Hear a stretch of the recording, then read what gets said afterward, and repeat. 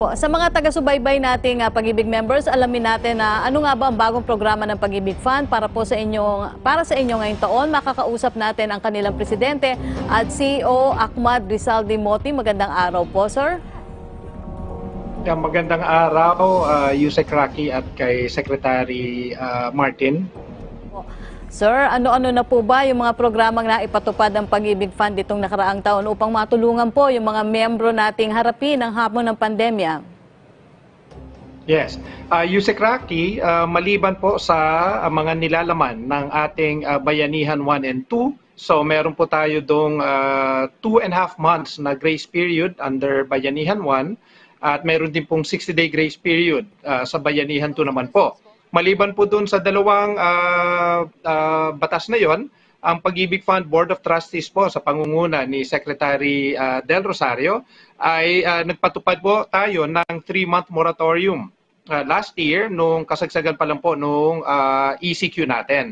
At maliban pa po doon, bago po natapos ang taon, nakita po natin na labis na nangailangan ng tulong ang ating mga housing loan borrowers. So tayo po ay nagpatupad ng Special Housing Loan Restructuring Program.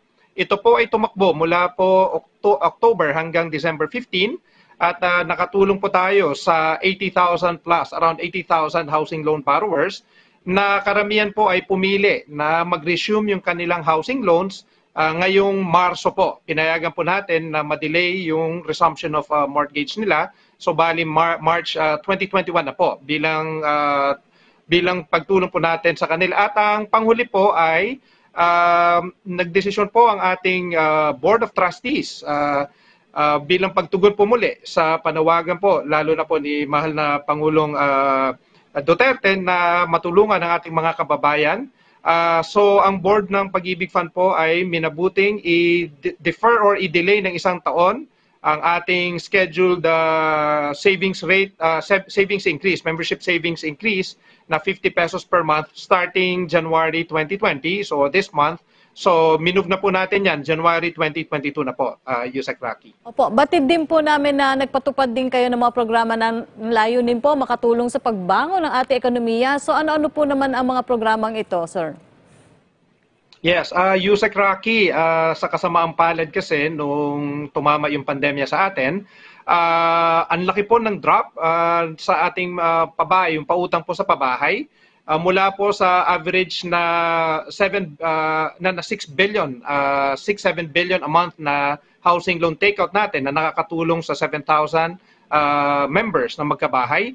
Bumagsak po ito nung April po sa 800 million.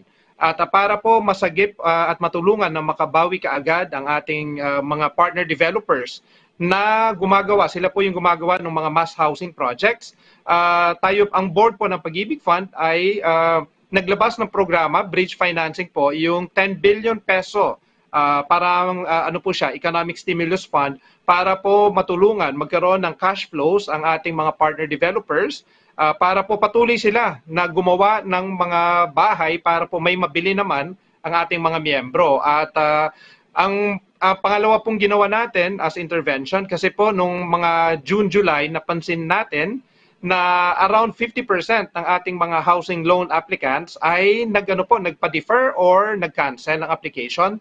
So minabuti po natin na maglabas ng promo rates, subsidized interest rates, na tumakbo po mula July hanggang December 2020. At ang good news po, Yusek Rocky, Sec Martin, yung pong pautang natin, ang total po niyan ay 37 billion pesos nung second half last year. Pero ang good news po ay yung takeout natin, yung housing loan releases mula September hanggang December, ito po ay bumalik na po sa pre-pandemic level. At nung December, kami po ay nagpapasalamat sa lahat ng ating mga partner developers kasi po nakapagtala tayo ng record high na monthly takeout, 12.11 billion pesos or 640 million higher kesa po nung previous record na naitala naman po noong December 2019. So sana po ay tuloy-tuloy ang momentum na to at kami po ay umaasa na 2021 will be a much better year not only for Pag-ibig Fund but especially to our members, Yusek Rocky. Opo. So nabanggit niyo po yung ang sunod-sunod na programa ng Pag-ibig para makatulong hindi lamang sa miyembro, ano po, kundi pati na rin sa housing developers at business owners itong nagdaang taon. So paano po nakakaapekto sa financial status ng Pag-ibig ito? Yes. Yusek Rocky, halimbawa po dyan ay yung subsidized rates natin para po manumbalik yung demand ng ating mga miyembro na finally mabili po nila yung kanilang mga dream houses. So kung tutuusin po, parang nagpautang tayo na subsidized yung interest rates kasi po yung 3-year fixing po natin na dating 6.375%, ibinaba po natin yan sa 5.375%. Pero tulad po nung sabi po natin sa Pag-ibig Fund, mas maganda naman po na mas marami tayong natulungan. Ang kita hindi ganoon kalaki pero po merong kita. Kesa po hindi tayo gumalaw, bumaba ng tuluyan yung ating housing loan takeouts na kung wala namang napautang ay wala din naman po tayong kikitain na interest na ang sumatotal po dyan ay wala din tayong mabibigay na malaking dividendo naman po sa ating mga pure savers sa Pag-ibig Fund. Now, in terms of financials, base lang po ito sa ating preliminary figures. Mukhang mas mahihigitan po natin ang revised net income target. Binanggit ko po nung huling niyo po ako naimbitahan dito na baka po 25 to 28 billion pesos ang magiging net income ng Pag-ibig Fund dahil po sa pandemya kaya bumaba. Mukhang mas mataas pa po sa 28 billion ang ating net income. At gusto ko po magpasalamat po sa lahat ng ating mga housing loan borrowers na kahit po may grace period sila ay minabuti po nilang patuloy na magbayad po para po mas mayroon po tayong mapapautang muli sa ating mga ibang mga miyembro. Opo. Speaking of financial status, ang SSS po nagpapatupad ng contribution hike pero may pending bill para itigil ito. Ang PhilHealth rin po may ganito rin balak pero hindi pa rin po natuloy matapos sa pigilan nga po ng pamahalaan. Both agencies ay nagsasabi na malulugi sila kung hindi po mag-aumento ng contribution. Kayo po sa Pag-ibig, dinelay nyo ang premium hike. Ano po epekto nito sa inyong pondo? Yes, Yusek Rocky, alam po ninyo, base po sa ating financial projections po kasi nung kasagsagan ng nung pandemya nung last year, a few months ago, napansin po natin na lalo na po pagdating sa cash flows ay malakas ang cash inflows, yung collections po ng Pag-ibig Fund.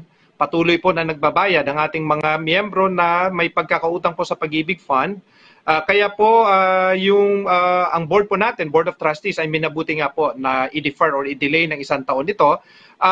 Ang rason po kasi, Yusek Rocky, kasi yung increase natin ay dapat po para tugunan yung patuloy na paglago ng ating pautang sa pabahay. Ang average growth rate po kasi natin ay 15% annual growth rate mula po 2016 hanggang 2019 po. Pero dahil po sa pandemya, bumagsak po ang ating pautang, hindi na po na-sustain yung 15% growth. So, noong 2019, 86.7 billion total ang napautang po natin sa pabahay sa mga miyembro. Bumagsak po ito ng 63.7 billion or 27% drop. Kaya po hindi natin kakailanganin yung in-expect po natin na around 20 billion additional cash inflow kung ipinatupad po natin ang ating yung increase po na 50 pesos. So, hindi po natin siya kakailanganin po this year kasi po handa po tayo magpautang hanggang sa 100 billion. Pag-ibig Fund can easily sustain 100 billion peso a year na pautang po sa pabahay. Ang tutugunan po ng increase kung sakasakali po next year ay kung sakali pong maka 100 billion tayo this year mula sa 63.7 billion, at next year ay makaka-expected po natin, projected na makaka-115 billion tayo, doon lamang po natin kakailanganin yung membership increase.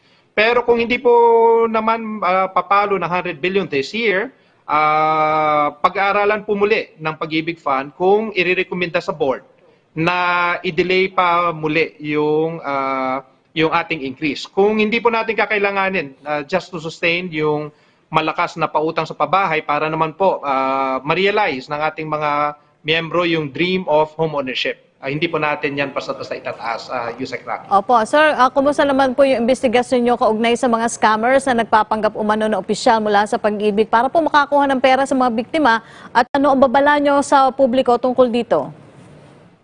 Yes, thank you so much, Yusek Rocky, para sa oportunidad na to. So, alam po ninyo, tama-tama lang po, kahapon lang po, merong isang supplier ang Pag-ibig Fund na nabigyan ko po ng business card. So, luckily, may tumawag daw sa kanya, presidente po ito, nung kumpanya nila, na tumawag daw na nagpapanggap na ako daw. Nabusesan po, kaya biglang nag-text sa akin at sinabi na, CEO, ito yung email address ko. Di tinanong ko, sabi ko, ba't mo pinadala? Meron daw nagpapanggap. So, napansin po natin, Yusek Rocky, na kadalasan, pag may bago tayong kontrata na pinabid at meron ng inaward, yung pong mga scammers po ay biglang tumatawag sa kanila. So, bilang paalala po, notice to the public, kami po ay patuloy na we continue to remind the public, especially po yung mga miyembro, mga partner developers at mga suppliers ng Pag-ibig Fund, na hindi po magsosolicit ang mga opisyal ng Pag-ibig Fund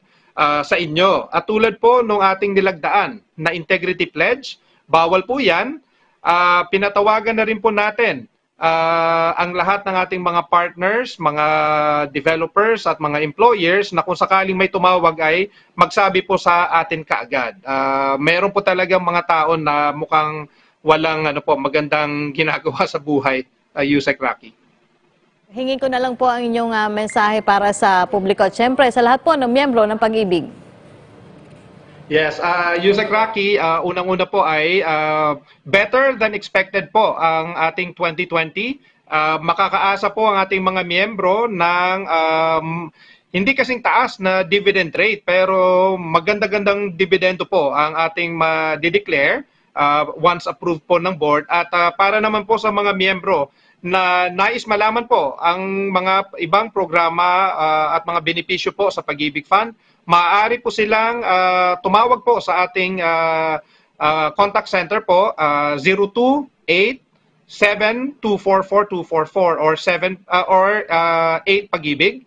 Pwede rin po silang pumunta po sa ating website at mag-chat po doon, wawawa.pagibigfund.gov.ph, at pwede rin po silang mag-email sa contactus@pagibigfund.gov.ph.